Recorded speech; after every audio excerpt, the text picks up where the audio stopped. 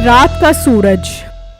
एक वक्त की बात है, एक गांव में एक अजीब वाकया हुआ। काफी तेज गर्मी होने की वजह से लोग अपने घरों की तरफ निकल गए और शाम होने का इंतजार करने लगे। जब शाम का टाइम करीब आया तो क्या देखते हैं कि सूरज तो अभी तक गरूब ही नहीं हो रहा। लोग ये माजरा देखकर बहुत परेशान थे। अब्बू जान देखो तो सही, सूरज के गरूब होने का टाइम हो गया है, लेकिन सूरज गरूब नहीं हुआ अभी तक। ये क्या माजरा है, मुझे समझ नहीं आ रहा। बेटा मुझे भी समझ नहीं आ रहा कि सूरज क्यों गरूब नहीं हुआ। इस टाइम तो रात के 9 बज रहे हैं। हाय बेटा, मुझे बहुत डर लग रहा है। हाय मैं मर गई, सूरज तो गरम गरम आग फेंक रहा है, अब हमारा क्या बनेगा।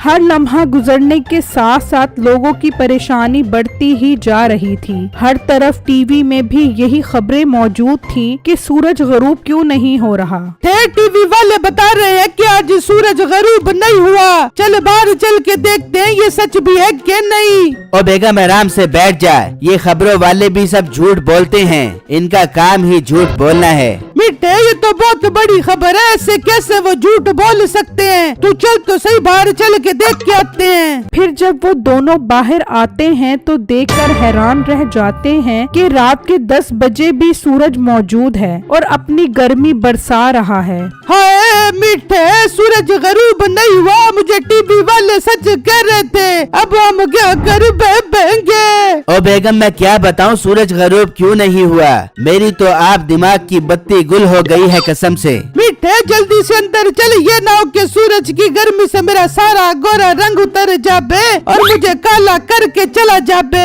ये कहकर वो दोनों अंदर आ जाते हैं और सोचने लग जाते हैं ये सब हमारे गुनाहों की सजा है जो आज सूरज गरूब नहीं हुआ। ये सब तेरी गंदी जबान की वजह से हुआ है, तेरी गंदी जबान के गुनाहों की सजा मिल रही है मुझे।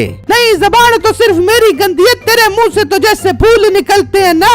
बेगम आपस में लड़ने का कोई फायदा नहीं है, हम सब गांव वालों को इकट्ठा करते हैं और इस मसले से बचने के लिए सब मिलकर अल्लाह से दुआ करते हैं कि वो हमें इस मुसीबत से निकाल दे। फिर वो सब बिट्टू के घर इकट्ठे हो जाते हैं और अल्लाह से दुआएं मांगने लग जाते हैं कि सूरज गरूब हो जाए और रात का अंधेरा दिन की रोशनी की जगह ले ले, लेकिन कोई भी फर्क नहीं पड़ता। बेटा हमारी दुआएं भी अब तो कोई असर नहीं कर रही, मुझे नहीं लगता कि अब सूरज गरूब होगा। अंकल मुझे तो लग रहा है अब ये हमारी जान लेकर ही गरूब होगा। मीठे भाई ऐसी बातें मत करें। अच्छा बोले, मैंने तो अभी इस दुनिया में कुछ देखा ही नहीं है। नहीं तो तूने कुछ देखकर कौन सा बराक ओबामा का साला बन जाना है, ये सूरज देख रहा है ना, यही काफी है। अपना मुंह बंद करो, यहाँ इतनी मुसीबत आई हुई है और तुम्हें मजाक सूझ रहा है।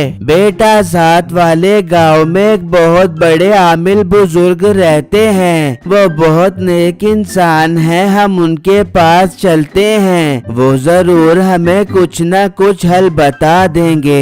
हाँ ठीक है अंकल, अभी चलते हैं उनके पास।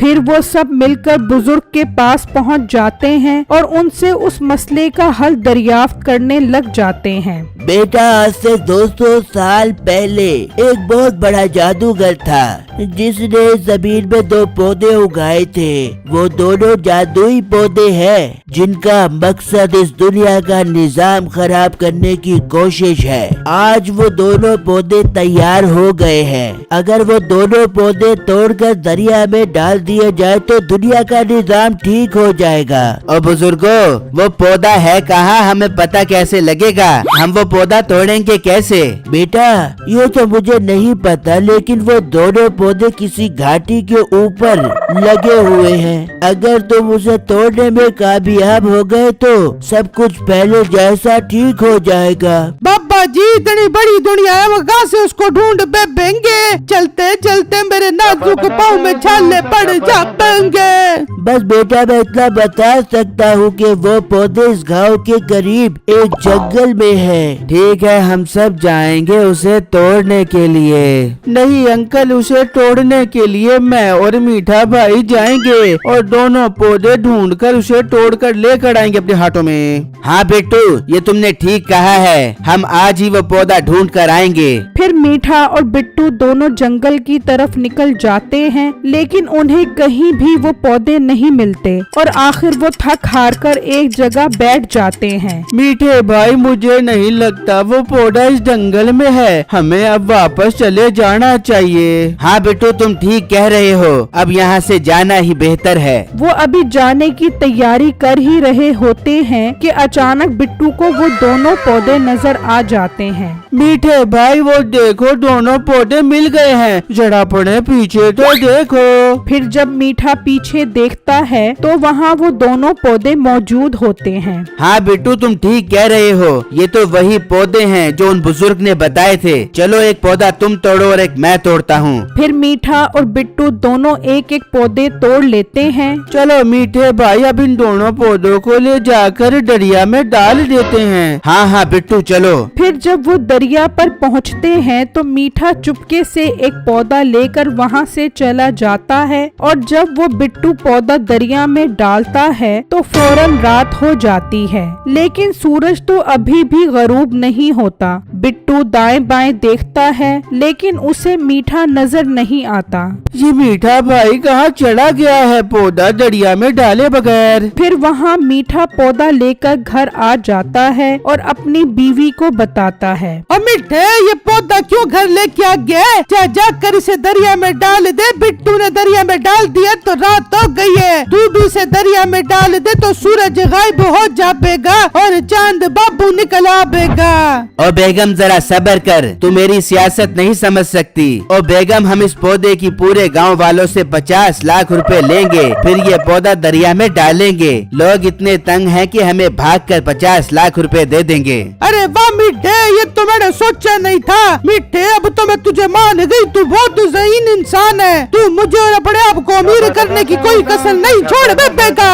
फिर अगले ही दिन मीठा उनसे 50 लाख की डिमांड कर देता है। मीठे भाई, ये बिल्कुल ठीक नहीं है, इससे तो हम पूरे गांव वालों को बहुत नुकसान हो जाएगा। आप हमारी मजबूरी का फायदा उठा रहे हैं। और चूहों से भरी नाक वाले मोटे, ज्यादा मुझे सबक पढ़ाने की जरूरत नहीं है। अगर पौधा लेना है तो आज शाम को मुझे 50 लाख रुपए दे दे, वरना मैं ये पौधा जला दूंगा। नहीं मीठे भाई, ऐसा मत करना, वरना तो हम तबाह बर्बाद हो जाएंगे। ठीक है मीठे, हमें सौदा मंजूर है। आज ही हम तुम्हें 50 लाख रुपए जमा करके देते हैं। तुम फिर फौरन बिट्टू को वो पौधा दे देना।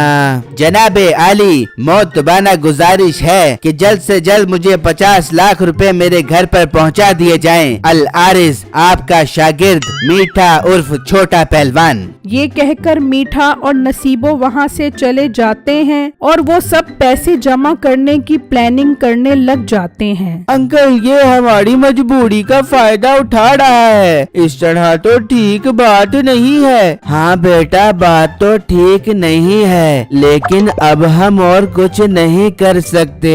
अंकल, एक बात मेरे जहन में आ रही है, क्यों ना मैं 50 लाख की कॉपियों के सबसे ऊपर असली नोट रख दूं और नीचे सारे नकली नोट रख दूं। ये इतना लालची है, पैसे देखकर पागल हो जाएगा और पौधा मुझे दे देगा मेरे हाथों में। नहीं बेटा, वो बहुत तेज है, समझ जाएगा। अंकल, लड़ाई करने में कोई हर्ज नहीं है। बिट्टू ऐसा ही करता है और पैसे लेकर मीठे के पास चला जाता है। मीठा पैसे लेकर बहुत खुश हो जाता है और वो पौधा बिट्टू को दे देता है। बिट्टू वो पौधे लेकर चला जाता है और जब मीठा नोट गिनता है तो ऊपर असली नोट होता है और अंदर बाकी सारे नकली नोट होते हैं। और ये तो वो मोटा में लूट के चला गया। और बेगम चल उसके पीछे, दरिया में डालने से पहले हमने वो पौधा उससे छीनना है। फिर वो दोनों घर से निकलते हैं और जैसे ही वो दरिया पर पहुंचते हैं तो बिट्टू फौरन वो पौधा दरिया में डाल देता है तो फौरन सूरज चला जाता है और चांद निकल आता है। ओ मोटे, तूने ये मेरे साथ ठीक नहीं किया। मैंने बिल्कुल ठीक किया है, तुम जैसे लोगों की यही सजा है। वहाँ सब लोग भी खुश हो जाते हैं कि बिट्टू अपने मिशन में कामयाब हो गया है। ये जस्ट एक कहानी है, इससे हमें ये सबक मिलता है कि हमें हर वक्त अल्लाह से अपने गुनाहों की माफी मांगनी चाहिए और पैसों का लालच नहीं करना चाहिए, क्योंकि दुनिया की जिंदगी बहुत मुख्तसर है। शुक्रिया।